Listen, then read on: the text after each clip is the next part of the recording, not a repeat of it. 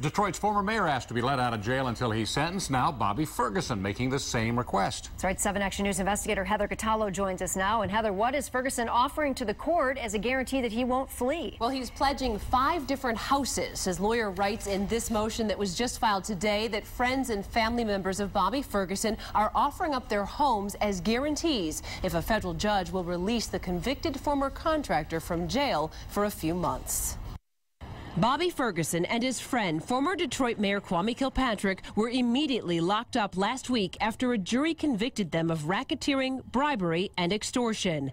Ferguson and Kilpatrick are being held at the Milan Federal Correctional Facility, and now both are asking to be released until Judge Nancy Edmonds sentences them. In a motion filed today, Ferguson's lawyer, Gerald Evelyn, points out that a report authored by Ferguson's own pretrial services officer showed that he has stayed in compliance with all bond conditions since 2010 and asked that Ferguson be allowed to remain on bond with the same conditions. Evelyn says several family friends and his mother have offered 5 different homes in the Detroit area and in Alabama as guarantees that he'll return to the court to be sentenced for prison.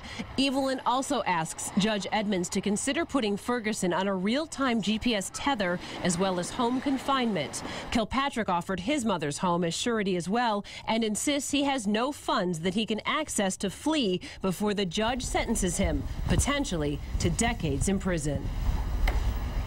Federal prosecutors want both men to stay locked up until Judge Edmonds issues her sentence. They say Kilpatrick has a history of lying to the courts and hiding his assets. Now, I understand also just a couple of minutes ago the court unsealed another indictment, a superseding indictment against Ferguson. This is on something else. This is the first case, the one that ended in mistrial.